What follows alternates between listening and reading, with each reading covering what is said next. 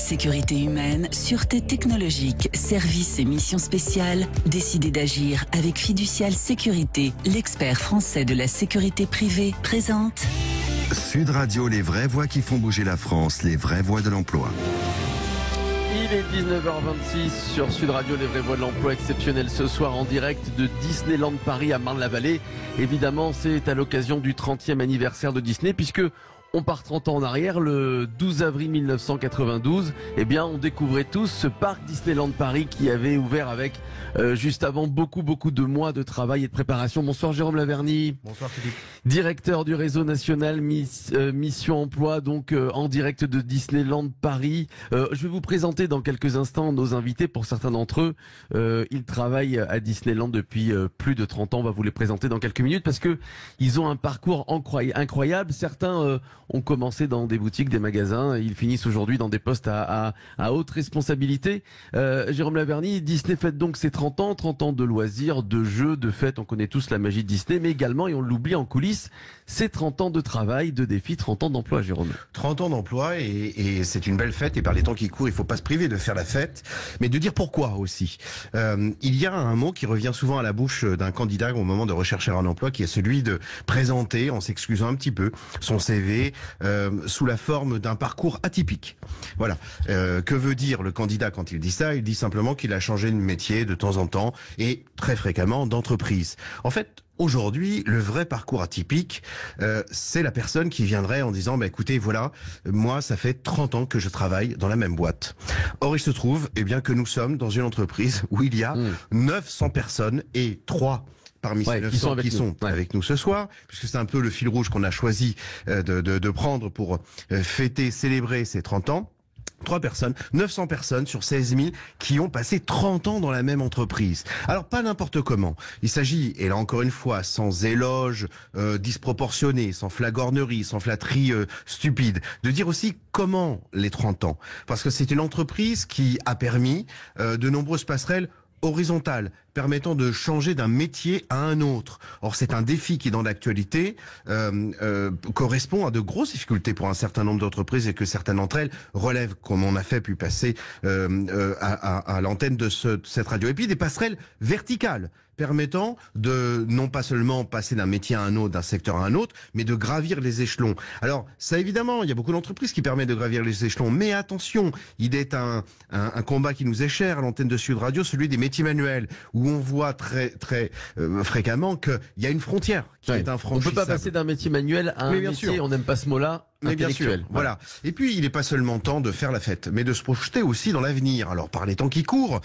dans l'avenir d'une Coupe du Monde l'année prochaine, de Jeux Olympiques dans 2 ans, qui vont nécessiter que les entreprises, et à commencer par la première d'entre elles, l'État, relève ce pari complètement fou que relève Disneyland depuis 30 ans, non pas tant seulement d'accueillir des clients de partout dans le monde, mais d'accueillir des employés venant de plein de pays étrangers. C'est très difficile.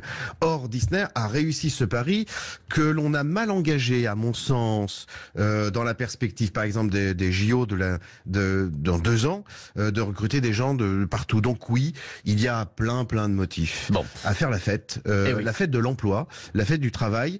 En tout cas, c'est le registre qui nous intéresse ce soir. Exactement. On va vous présenter nos invités. Ils travaillent tous à Disneyland Paris, je vous l'ai dit, pour certains depuis plus de 30 ans. Arnaud Philippe est avec nous. Bonsoir. Bonsoir. Chef de cuisine de l'hôtel Le New York. Voilà, c'est un des hôtels où vous pouvez loger si vous venez à Disneyland Paris. Bruno Fournet est avec nous, directeur développement et formation, bien dans le micro. Bonsoir Bruno. Bonsoir. Bonsoir à vous. Et Martina Sardelli, vice-présidente Village et Events au parc Disneyland Paris. Bonsoir. Bonsoir. Bonsoir Martina. Alors on va commencer par celui qui a le plus d'ancienneté. Je crois que c'est vous. Arnaud, 30. Peut-être, c'est possible. Ouais, c'est sûr. C'est pas très élégant. Non, c'est pas très élégant. C'est pas grave. 31 ans, donc 31 ans d'ancienneté. Évidemment, vous avez commencé donc quelques mois avant l'ouverture, il y a 30 ans maintenant, le 12 avril 1992. Oui. Quel souvenir vous avez de ce 12 avril 1992? C'était magique. Ouais. C'était magique parce que c'était un moment, une entreprise américaine aussi grande connue dans le monde entier, Disney, qui ouvrait ses portes sur Disney, sur la France. Et on savait que ça allait faire venir énormément de monde dans la région et en France. Et c'était l'opportunité de se dire, voilà, moi je suis là le jour de l'ouverture de cet événement qui était mondial, aussi. Et c'était, oui, tout simplement magique. Ça reste un mot simple, mais c'était la C'est réalité. toujours magique 31 ans après. Oui. 30 ans après, pardon. Oui, bien sûr. La magie est différente parce qu'on n'a plus les postes qu'on avait il y a 30 ans. Mais oui, il y a de la magie tous les jours. Il y a des choses tellement extraordinaires dans cette société. Oui, c'est magique, bien sûr. Marty, allez-y, oui, Il Jérôme. faut préciser quand même quelque chose s'agissant d'Arnaud, c'est que c'est pas n'importe quel métier. Chef cuisinier. Ouais. Et il vient de prononcer un gros mot aussi à un moment donné. Il parle d'une entreprise américaine. Alors l'idée de cette émission, c'est de ce soir, c'est que bah oui, il y a pas mal de préjugés qui planent.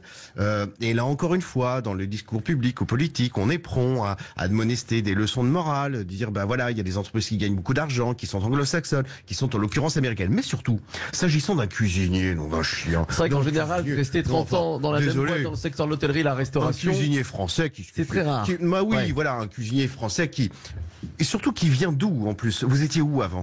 Moi, avant, j'ai fait l'ouverture d'un hôtel qui est pas très loin d'ici, en Seine-et-Marne. Et avant, je travaillais en Normandie Hôtel à Deauville. Voilà, donc un cuisinier français qui se soigne eût pu envisager de façon beaucoup plus traditionnelle de rester un petit peu de temps à Disney, mais de fiche le camp dans un établissement, disons, plus traditionnel, plus classique, plus glorieux, plus étoilé, on va dire. Et pourtant, 30 ans d'étoiles. Alors, pourquoi vous Qu'est-ce avez qui fait vous a ça? fait rester Pourquoi autant de vous avez temps fait ça? Qu'est-ce qui m'a fait rester? Tout simplement la magie. Je reviens sur la magie parce que on a une entreprise qui peut se permettre, on peut faire du service à table. Pour moi, en tant que cuisinier, je suis arrivé, je pouvais faire du service à table, du buffet, de la restauration rapide, dans des volumes jamais vus avant, ou très peu. Il n'y avait pas énormément de sociétés, de grandes maisons sur Paris et en France qui pouvaient faire les volumes qui sont faits sur Disney. C'est des chiffres hallucinants. J'ai parlé de certains chiffres avec des amis qui étaient dans la restauration. Ils me disent, tu nous parles à la semaine, au mois, ou quoi? Non, je te parle pas en la journée. C'est des chiffres terribles. Et quand on voit les volumes qui sont traités sur Disney et tout ce que l'on peut faire, je vous dis, vous avez tellement de styles de restauration. Ça va du foie gras au burger, on connaît tous, mais il y a tellement de restaurations possibles et inimaginables à faire. On a toujours, et on continuera à avoir la possibilité de faire des plats et des restaurants magiques avec tout ce qu'on peut faire dans l'entreprise. Oui. Alors, Martina Sardelli, vice-présidente Village et Events au parc Disneyland Paris. Donc, vous avez 27 ans d'ancienneté. Vous êtes arrivé au parc 3 ans après à l'ouverture. Alors, vous n'avez pas commencé aussi haute, avec une aussi haute responsabilité qu'aujourd'hui. Où avez-vous commencé en 1995? Alors, pas du tout. J'ai commencé Martina. comme vendeuse boutique dans une petite constellation juste à côté, d'ailleurs, là où on est. Et en fait, j'étais embauchée pour l'ouverture de Space Mountain à l'époque, en 95. On est devant d'ailleurs, on est en direct du parc Disneyland Paris et devant l'attraction Space Mountain. Exactement. Donc la boutique est juste à côté là. Donc, ça a beaucoup de souvenirs pour moi aujourd'hui, mais voilà, j'ai commencé comme vendeuse et puis j'ai un peu gravé les échelons au fur et à mesure. J'ai fait d'autres métiers que les métiers de la vente. J'ai travaillé dans les hôtels aussi, donc ça m'a permis de changer de métier aussi. Et puis voilà, depuis une année, je suis sur ce poste-là. Comment on passe de vendeuse à 27 ans après vice-présidente? Vous êtes passée par des formations? Alors, je suis passée par des formations, j'ai changé pas mal de locations, j'ai travaillé un peu dans l'hôtellerie, je travaillais au Disney Village, donc j'ai travaillé dans plusieurs métiers différents. J'ai rencontré des gens différents, j'ai pris des risques des fois, j'ai décidé de faire des choses qui n'étaient pas forcément dans mon cursus, ni dans mon cursus de formation, ni dans mon cursus sur lequel j'ai commencé.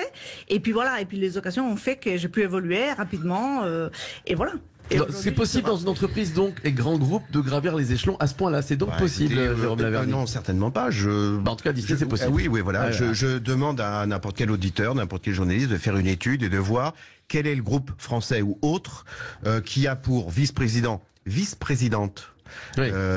Voilà, une personne ayant débuté dans les rangs en vendant des pop-corn ou vendant je ne sais quoi d'autre. Martina dit j'ai un peu gravi les échelons. Alors là, désolé, c'est un peu beaucoup quand même. Bon, enfin en tout cas, à ma connaissance, et je pense qu'il n'y a aucune entreprise en France où un vice-président et une vice-présidente vient d'un poste de vendeur de... C'est ce que je décrivais tout à l'heure dans les passerelles verticales. Oui, beaucoup d'entreprises permettent de gravir les échelons, pas de franchir parfois ce seuil incontournable entre métier manuel et pas métier, enfin entre métier prestigieux, pas prestigieux. Oui, des alternants RH, des alternants juristes occupent ensuite de postes prestigieux.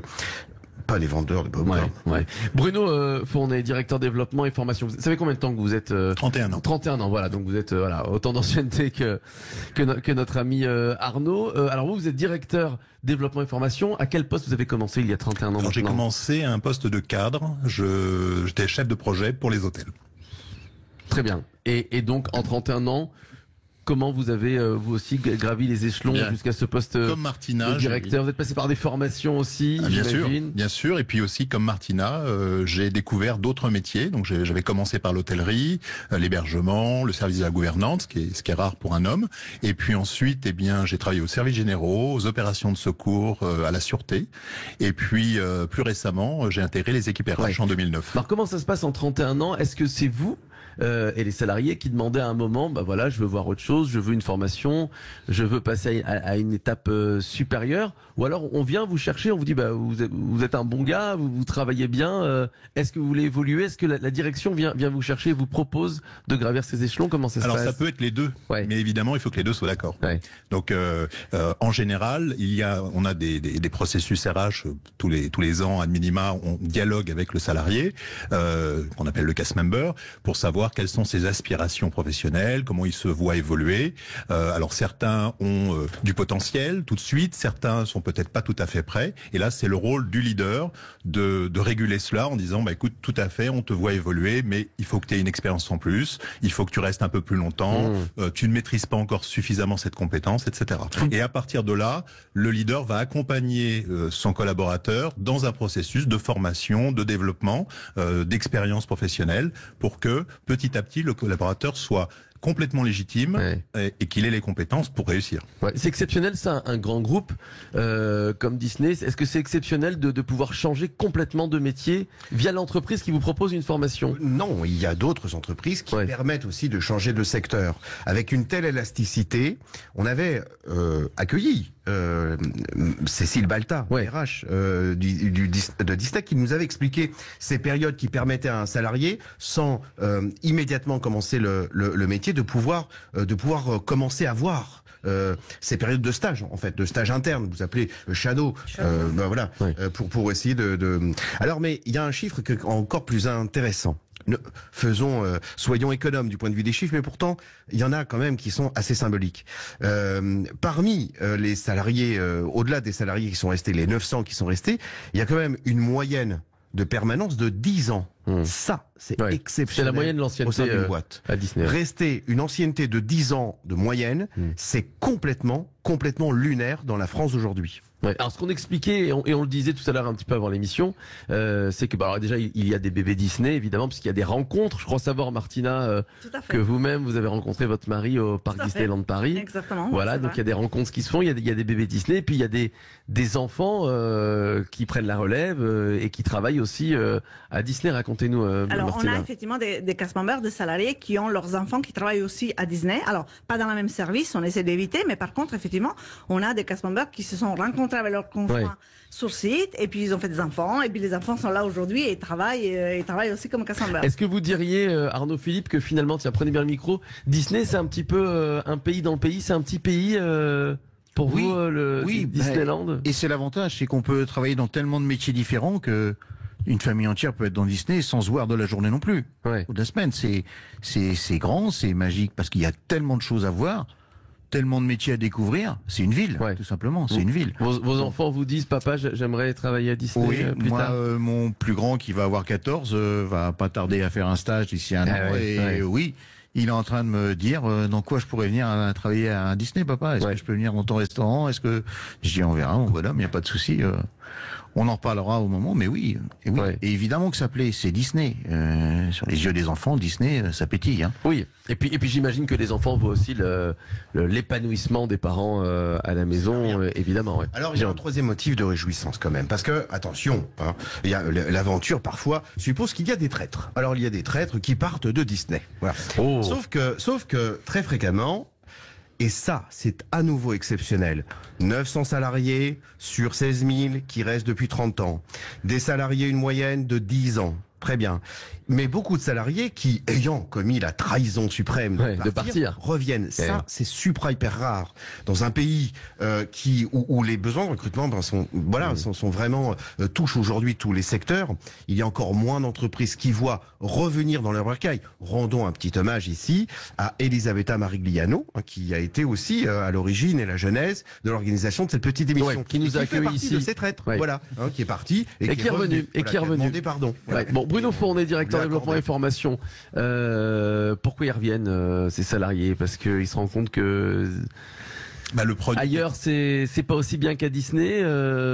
Probablement, peut-être. En tout cas, le produit, effectivement, il est extraordinaire, magique. Dans bien des points. Il y a aussi la convivialité au niveau des rapports professionnels. C'est vrai que ça, c'est une force. Et quand on fait des enquêtes d'engagement de nos salariés, c'est quelque chose qui ressort beaucoup. Les conditions de vie au travail, qui sont plus important, très important, que ce soit les facilités que l'on a au niveau des cafétérias d'entreprise, de pouvoir aussi se développer dans l'entreprise, les perspectives professionnelles, de pouvoir se développer sans changer d'entreprise, sans déménager. Donc tout ça, c'est des facteurs qui sont vraiment des facteurs de force pour nos salariés. Et puis une bonne note aussi à Disney, parce que combien d'entreprises, Jérôme Laverny, accepteraient le retour d'un salarié, même si on se quitte en bon terme? Dans les temps qui courent, elles l'accepteraient bien volontiers. Mais elles n'ont pas ce plaisir de pouvoir se plier à ce genre de renonciation de la susceptibilité. Non. Bon, juste avant de revenir en deuxième partie, juste une question très légère. Combien on est en face de Space Mountain en direct de Disneyland Paris? Tiens, Martina, combien de fois vous avez fait Space Mountain à l'endroit, à l'envers? Beaucoup. Beaucoup de fois. Alors, beaucoup moins ces derniers temps, mais beaucoup dans le passé. Est-ce que le recrutement, c'est aussi aimer les attractions? Vous pose la question, ça? Pas forcément. Bon. Alors aimer le produit, oui, c'est quand même beaucoup mieux. Mais il y a des personnes. Moi, j'ai des personnes dans mon équipe qui feront jamais Space Mountain parce que c'est trop de sensations pour elles. Arnaud Philippe, Space Mountain. Oui, pareil, ça a été fait X fois, on les compte évidemment. Plus. Et évidemment, oui, il faut aimer Disney pour. Ça aide évidemment. Allez, 19h43 sur Sud Radio, en direct ce soir du parc Disneyland Paris, en direct de Marne-la-Vallée. On est ici et on est ravis à l'occasion des 30 ans de Disney, puisque je vous rappelle que jour pour jour, il y a 30 ans, c'était le 12 avril 1992, ouvrait ce parc Disneyland Paris. La magie de Disney opérée en France, c'était il y a 30 ans. 30 ans de jeux, de loisirs, de fêtes, mais on en parle depuis le début de cette émission. 30 ans de défis et d'emploi. On va revenir dans quelques minutes avec nos invités et Jérôme Laverny pour la suite des Vraies Voix de l'Emploi en direct de Disneyland Paris sur Sud Radio. À tout de suite. Sécurité humaine, sûreté technologique, services et missions spéciales. Décidez d'agir avec Fiducial Sécurité, l'expert français de la sécurité privée, présente Sud Radio, les vraies voix qui font bouger la France, les vraies voix de l'emploi. Et voilà, nous sommes en direct sur Sud Radio, les Vraies Voix de l'Emploi, en direct du parc Disneyland Paris, en face de l'attraction Space Mountain à l'occasion des 30 ans, le 30e anniversaire du parc Disneyland Paris. Alors 30 ans jour pour jour, puisque le 12 avril 1992, ouvrait ce magnifique parc à Marne-la-Vallée. Je suis avec Jérôme Laverny, directeur du réseau national Mission Emploi, et nos invités que je vous représente tout de suite: Arnaud Philippe, chef de cuisine de l'hôtel de New York dans le parc Disneyland Paris, Bruno Fournet, directeur développement et formation, Martina Sardelli, vice-présidente village et events au parc Disneyland Paris. Alors, le point commun entre ces trois personnes, c'est qu'ils ont énormément d'ancienneté. Jérôme, 31 ans pour Arnaud et Bruno, 27 ans pour Martina. Tiens, Arnaud Philippe, évidemment, quand on pense à Disneyland Paris, on va revenir à l'emploi dans quelques instants, mais on pense magie, on pense star, on pense people. Vous en avez vu passer, j'imagine, Arnaud, vous, des stars dans votre hôtel de New York? Énormément, surtout depuis l'ouverture de l'hôtel Marvel, où ça a été, attendu par tous nos guests, déjà. Et puis il y a la surprise de découvrir un hôtel Marvel qui, je rappelle, c'est le premier au monde. Sur l'art des Marvel, on est les seuls à avoir, même les États-Unis ne l'ont pas. Donc évidemment, ça a été la curiosité par énormément de monde. Et puis c'est pas parce qu'on est une star qu'on n'aime pas Marvel. Exactement. Alors, est-ce que vous avez une anecdote à nous raconter? Bon, vous êtes chef de cuisine. Est-ce qu'on est venu de vous demander un menu spécial? Oui, on nous demande. Il y a certaines stars qui sont venues pour ne pas citer certains joueurs du PSG, qui sont venus nous demander des menus entièrement Marvel. Qu'est-ce qu'on pourrait prendre? C'est des grands enfants, les joueurs du PSG. Oui, ils sont dans l'univers. Et chaque client qui rentre dans l'hôtel rentre direct dans l'univers Marvel, parce que c'est tellement magnifique l'hôtel que ils sont entièrement dedans, quoi. Et qu'est-ce qu'on pourrait avoir qui est Marvel? Il y en a certains desserts qui sont typiques Marvel, certains plats qui sont typiques aussi bien visuels Et c'est ce que les gens cherchent. Ouais. Quand on a le marteau de Thor, par exemple, sur l'hôtel, le marteau de Thor, il n'y a qu'à Disney qu'au New York, on peut le trouver. Alors, on parle depuis quelques minutes de la magie de Disney, Jérôme Laverny, mais il y a quelque chose qui s'est passé, voilà, c'est notre point commun à tous, hein, et c'est mondial, il y a plus de 2 ans maintenant, la crise du Covid, la crise sanitaire, comment vous l'avez vécu? Parce que pour la première fois, le parc Disneyland Paris a fermé ses portes. Pour la première fois, bien, vous vous êtes retrouvés chez vous, hein, comme nous tous, confinés. Bruno Fournet, quel souvenir vous gardez de ce qui s'est passé il y a 2 ans, de ce parc qui a fermé ses portes Un à cause arrêt du Covid? quasiment du jour au lendemain Ouais. de toutes les activités des parcs, des hôtels. Déjà, il fallait qu'on s'occupe de nos visiteurs, puisqu'on avait des visiteurs sur site qui résidaient. Donc, qu'en faire dans cette période de confinement? Et puis ensuite, eh bien, plus de visiteurs, des centaines de collaborateurs qui sont nécessaires au fonctionnement du parc, que ce soit nos collègues de l'horticulture, de la maintenance, de la sécurité. Donc ceux-là ont continué à travailler en présentiel sur le site. Un certain nombre de collaborateurs qui ont pu travailler en distanciel. On parlait tout à l'heure avec Arnaud, qui a travaillé sur les cartes, par exemple, des restaurants pendant la période de fermeture. Et puis d'autres qui, malheureusement, ont dû être mis en chômage technique pendant plusieurs mois en attendant la réouverture. Oui. Et après, Jérôme Laverny, oui. Alors oui, alors déjà Philippe, vous avez interrompu l'émission au moment où on allait vous poser la question de savoir combien de fois vous aviez fait. Alors moi je vous le dis. Alors moi j'ai très peur des attractions. Voilà, je déteste ça. Alors, je l'ai fait une fois. Je l'ai fait une fois. On m'y a forcé il y a quelques années. Alors voilà. La magie s'arrête pas donc simplement à des personnages qui sortent de l'irréel, d'une certaine mythologie, pourquoi pas actuelle. On pourrait la nommer comme telle ou contemporaine. La magie, elle est aussi dans la pervivance d'un certain nombre de métiers. Quelles entreprises recrutent aujourd'hui des palefreniers, des techniciens faune sauvage, oui, c'est vrai. ou grippiers, on parlait tout à l'heure. Donc ça a été la possibilité, et c'est encore la possibilité de maintenir un certain nombre de métiers. Continuons sur l'emploi, mais dans un environnement un peu plus local. Magny-le-Hongre, il me semble, avait 264 habitants. Magny-le-Hongre est une petite ville, on peut plus dire une petite ville maintenant, à côté de Disneyland Paris. 264 habitants en 1982, 9107 en 2019. Voilà. Ce que le véritable développement de l'emploi, parce qu'avec l'emploi des habitants, etc.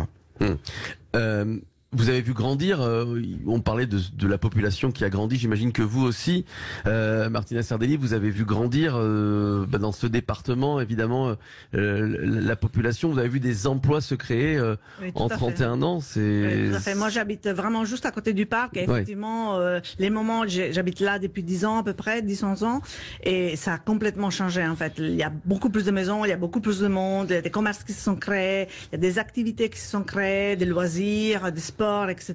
Donc ça a vraiment changé. Il y a une transformation énorme qui s'est faite sur les dernières 30 ans, mais je dirais beaucoup plus les dernières 15 ans en fait. Ça a vraiment commencé à grandir énormément sur les dernières 15 ans. Et puis crevons en abcès. Vous avez parlé de la crise du Covid, à l'issue de laquelle, eh bien, on a beaucoup parlé de sens du travail. Et dans les commentaires, il y a des choses un peu hasardeuses qui consisteraient à imaginer que le sens du travail découle de la nature d'une entreprise. Je travaille dans telle entreprise, donc ça veut dire que j'ai une utilité sociale, une unité philosophique. C'est très moralisateur, c'est très moral cette affaire-là. Et donc, oh là là, une multinationale américaine dédiée à quelque chose d'aussi léger que le loisir. Est-ce que, ben non, il y a aussi du sens du travail. On l'a vu. S'il n'y avait pas de sens de travail, je persévère à penser qu'on n'aurait pas 900 personnes qui, au terme de 30 ans, seraient encore présents. Le sens du travail, c'est pas simplement faire quelque chose d'utile, de jojo, de beau, de facilement avouable le samedi soir. C'est simplement faire le travail tout court et avoir ce plaisir-là à ce point que d'avoir envie de le faire encore pendant 30 ans. Ouais. Alors votre plaisir à vous trois, tiens, je vais commencer avec vous, Bruno Fournet. C'est quoi? Alors déjà, d'un point de vue extérieur, c'est d'apporter de la magie, de divertir les visiteurs du parc Disney. De l'autre, c'est de permettre, puisque vous êtes directeur développement et formation, à des salariés de gravir les échelons. C'est vraiment tout à fait. Alors, il y a effectivement un lien. Ces deux objectifs. Il y a un lien avec notre mission d'entreprise, d'accueillir des visiteurs pour qu'ils vivent un moment magique avec leurs proches. Et puis, pour cela, il y a des métiers qui sont directement en contact avec les visiteurs, le vendeur boutique, le chef de cuisine, et puis des métiers en support qui viennent apporter leur expertise pour faciliter toute la partie logistique évidemment, mais aussi la gestion des carrières. Et c'est ce qui occupe mes équipes, de produire un certain nombre de formations, que ce soit des formations métiers, des formations qui peuvent s'adresser à n'importe quel métier, comme des formations sur les outils digitaux, mais aussi des formations en leadership pour permettre aux leaders de gravir les fameux échelons dont vous parliez tout à l'heure. Et donc toutes ces formations, tous ces programmes de développement, donc ça donne un sens à mon travail et aussi au travail de mes équipes. Arnaud Philippe, bon, pareil j'imagine, évidemment. Moi, mon but, c'est de donner une expérience culinaire à nos guests en lien avec l'hôtel, évidemment, et de les immerger dans New York. Ok, 3 thèmes sur le restaurant américain, italien, chinois. Donc ils ont le choix de prendre ce qu'ils veulent sur le buffet. On vous laisse carte blanche ici à Disney. On vous laisse être créatif. On vous laisse. Vous avez un cahier des charges très précis. Il y a un cahier des charges. Mais on a notre mot à dire et évidemment on n'est pas tout seul et on travaille là-dessus pour que le client à la fin se retrouve avec le waouh. C'est ce qu'on cherche. L'effet waouh, aussi bien culinaire que visuel. Et ça fonctionne. Je vous assure que ça fonctionne. Martina Sardelli, comment vous imaginez le parc Disneyland Paris dans une dizaine d'années? Alors, je l'imagine. Avec vous, j'imagine. Avec moi? Oui, oui. Ça fera 37 ans. Si je suis restée 27 ans, c'est pas pour partir demain matin. Donc oui, bien sûr, avec moi. Je l'imagine plus grand et toujours plus magique, en fait. Moi, mon plaisir, c'est vraiment créer l'expérience magique dans les parcs tous les jours. Une journée comme aujourd'hui, c'est vraiment pour moi super. Quand je vois les sourires des enfants ce matin, la joie des guests qui sont rentrés dans notre parc à 8h30 avec des banderoles, avec des vêtements, des princesses, etc. Ça c'est vraiment ce qui me fait plaisir au jour en fait. Finalement, pour conclure, alors Jérôme Laverny sur cette émission, qu'est-ce qu'on peut dire de ce grand groupe qu'est Disneyland Paris? C'est un échange entre les salariés, ceux qui font vivre le parc, ceux qui le dirigent, les bonnes conditions de travail, l'écoute, la possibilité, comme on le disait, de gravir les échelons. Une formidable expérience, une formidable aventure dont il eût été dommage de se priver, parce que rappelons que si Disneyland s'appelle Disneyland Paris, il y a eu quand même un doute à un moment donné.